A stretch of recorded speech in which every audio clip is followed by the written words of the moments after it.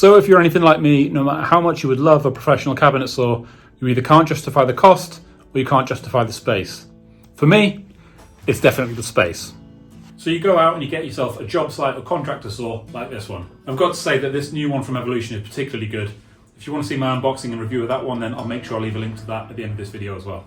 As good as these things are, there's always going to be some limitations when compared to a big, massive, heavy, powerful cabinet saw. So what I'm going to do today is take you through some of the key upgrades that I'm going to make to this to make sure that I get the absolute best out of this and get really good quality, accurate cuts that's more useful for woodworking as opposed to just kind of contractor type work. So the first thing that I'm going to do is to upgrade the blade from the multi-material blade that's in the saw as standard to this fine finish wood blade that's got more teeth and is going to give you a much finer finish on all of your cuts as well. So before I change the blade out, what I thought I'd do is actually run some test cuts because these are both brand new blades. It's a brand new table saw. So I'm going to run some test cuts on some softwood and some hardwood just to see what the quality difference is and to see whether it's worth you making that change as well. So let's get into that, see what we think, and then we'll get this blade swapped over. So to test this out, I've got an offcut of 5x2 that didn't quite make it into my workbench, and I've also got a piece of oak, which would be a really good test for a hardwood. The stock blade makes short work of this 5x2, really no issues with it, it cuts through very easily, but what I'm going to do is just run it through and then just mark on S for stock, which will make it easier to remember which cut is which.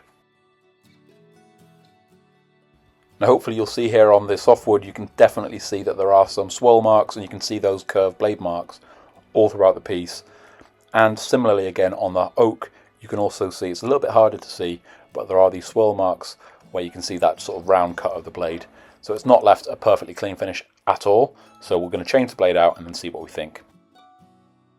So to take the blade out, you just need to loosen one nut. So you've got two spanners that come on the side of the saw, which you can then use to take that nut out.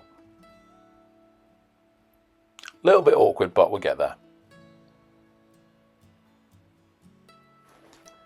I thought I'd just do a quick side-by-side comparison while they're both out, just so you can see how different these actual blades are. The one on the left is the stock blade, which is designed to cut through wood, metal, plastic, anything. And then this has very different teeth, and this is the fine wood blade, which we're going to be swapping out. And obviously at this stage you want to make sure that the teeth are cutting towards you and that you unplugged the table saw a long time ago. This is not the sort of thing you want to do when this thing is plugged in. So I'm about to make a mistake here, but I thought I'd definitely leave it in so you don't make the same one. So as I've tightened up the blade, what's happened is the blade has slipped off the spindle, so it's fallen down ever so slightly. So it's essentially acting like a cam, and that spindle isn't central to that wheel. So as I've tried to turn the blade by hand, it's actually catching into where the riving knife sits. So I'm really glad I caught this by turning the blade by hand, not by turning the machine on. So make sure to turn it by hand, check everything's clear before you tighten everything up and turn the machine on. You don't want to find this out the hard way. That's looking much better now and is moving smoothly. Now that's fixed, it's just time to tighten everything up and hope I've got it tight enough. I didn't have it tight enough. So after a quick trip to A&E, it's time to test the new blade.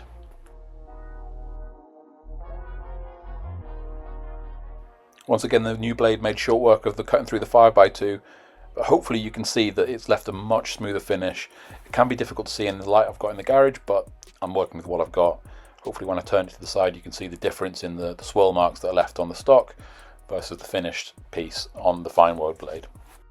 And I think on the hardwood is where you notice the most of the difference. So obviously when we talk about woodworking, we're probably thinking more hardwood than softwood, so that's where you can really see the difference for this tool.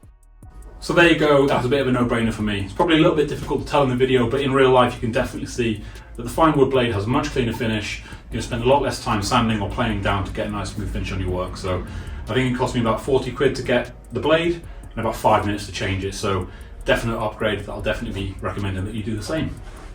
So the next thing that we have to look at is the Mitre Gauge. So this is the Mitre Gauge that comes with the Evolution. It's pretty standard, it's what a lot of companies will give you. It's got a fairly short track on there, so obviously the longer the track, the more accurate it's probably going to be. There is a tiny little bit of wiggle room when you put this in the track. You can just move it left to right ever so slightly. But the main thing here is the operation. So as I said, fairly standard in how it works. You can loosen this nut off and then you can turn to adjust your angle. So there's no positive stops on here, so it's all down to you eyeballing it. So what the repeatability on that looks like, you know, it's just down to how accurate you are and how much time you spend setting this and getting it set up. So we can definitely do better than this. So this is something we're going to look at next. Now this is much better. So as you can see, this is all metal construction. You've got a much longer track on there, so that's going to give you better accuracy all the way through as it follows in the slots. You've also got adjustability here, so you'll see that these washers here are split washers, so as you tighten those screws down, they expand. And that means that you can set it to perfectly meet the width of your track. So you've got absolutely no play whatsoever. You can really get this thing dialed in, so that's great. As you can see, I've actually just put the fence from the stock Mitre Gauge onto this already. But the key thing with this is it's got positive stops. So to set your angles, all the key angles that you're going to want to make, you can just loosen off this knob here and then pull out, and then you can turn and pick whichever angle you want. And then that piece of metal is going to then lock in and mean you've got complete repeatability in all of your cuts. So if you're doing miters or anything very often, then I definitely recommend having a look at something like this, and that's going to set you apart and make things much more easy and much more repeatable for you. So here's a quick side-by-side so you can see exactly what sort of difference we're talking about. As you can see, the new one is much longer, much more solid, and just feels like a better quality product. And if you have a little bit of a closer look at the operation on the stock Mitre Gauge, as you can see, there's no positive stops there. It's all just down to how you eyeball things and then tighten down that handle. Whereas this one, you've got really accurate milled, machined pieces, which are going to give you complete repeatability. You can adjust at any angle that you want, lock it down, and then that thing is not moving anywhere. As you can see here, these are just the split washers that you can also adjust to make sure you get a really nice fit in the T-track of your table saw. It's also got some holes which you can use to then add additional fences. I'm just going to add this one on from the stock blade, but eventually I probably will make something a bit fancier and a bit bigger down the line. Does anyone else think it looks like some sort of gangster holding a cigar in his mouth? Hey Slim, how you doing? What you doing on this side of town? Get your hands off my cigar or you'll be sleeping with the fishes. Just me? Oh well, here it is sliding backwards and forwards in the mitre slot. So we are well on our way to much cleaner, more accurate and repeatable cuts. There's just one more thing that we need to look at just to get this thing dialed in as best as possible, and that is a zero clearance insert. So a zero clearance insert essentially helps stop any narrow bits falling into the saw, but it also helps support the fibres underneath so you get a much cleaner cut and you don't get any blowout on the back. It's exactly the same as when you're drilling a hole through some wood. You then put a backing block on it, you're not going to have blowout because the fibres are supported. If you just punch it through, then you're going to have some blowout and you're going to have them fibres on the back. So we can look at that. So as this is a new saw that only came out earlier this year, Evolution haven't actually got round to making a zero clearance insert for it. You can get it for the early models like the Rage 5.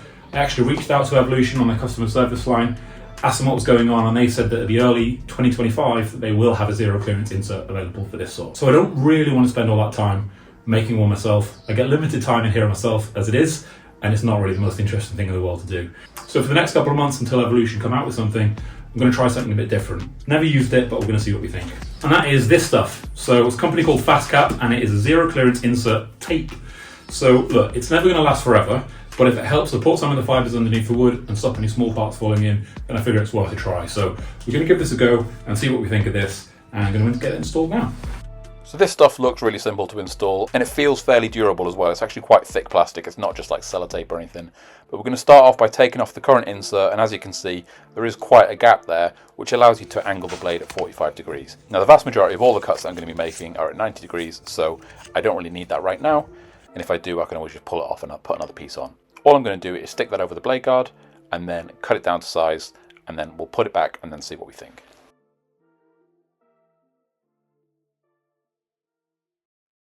As I mentioned, this is fairly thick stuff, so even if I score it with a razor blade, I'm still going to have to go back and sort of tear it because the razor blade's not just going to cut through on its own, so it's actually pretty more durable than I thought it would be. Now obviously to put this back, I need to take the riving knife out and then drop the blade all the way back into the saw so that I can put the insert back into place.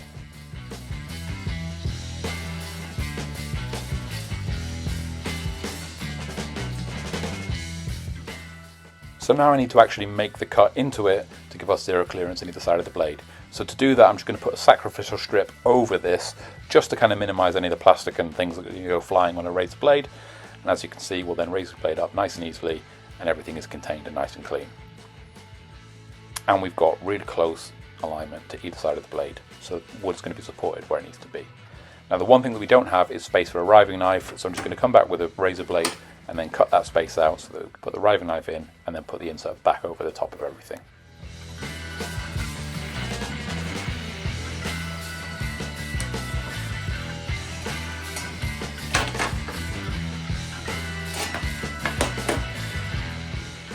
So obviously if your insert was all flushed up to the top of the saw, you can now put some plastic over so you're raising that height. So I'm just going to then check and reference that everything is level with the top of the saw, because essentially we want to maybe drop that insert down a little bit, which you can do with 4 adjustable bolts in either corner of the insert. It's actually not a massive difference, but I know people will mention it, so I'm going to show that I did it. So time will tell with that one. If you've got an older saw and your manufacturer makes a zero clearance insert, then I would say they're definitely worth having a look at. But in a pinch, if you're like me and have a saw where there's not one available yet, then it's worth a go. For me, it's a trade-off between the amount of time that I get in here and what I want to be doing in here. So making a zero clearance insert really doesn't interest me, so that will do in a pinch, last me a couple of months, and then I'll be able to upgrade when the new stock comes out available. So that's good. So that's 3 upgrades that you can make to your saw. Now there's 2 other accessories that I want to highlight as well, because I think especially if you're new to table saws, then these will really help you out and help you be quicker and more accurate with it. So the first being the digital angle gauge. Now these are fantastic. They are magnetic, they clip on the side of the saw, and they will let you know exactly what angle your saw blade is. You can obviously reference off the bottom, but it's never going to be that accurate. You're doing it by eye. What we talked about earlier is obviously, you want to have repeatability in your cuts. So it's a digital way to make sure that you're getting consistent cuts every single time. So I'd recommend them. I will leave a link to that in the description below. I think I paid less than £10 for that, so really affordable, but definitely worthwhile having.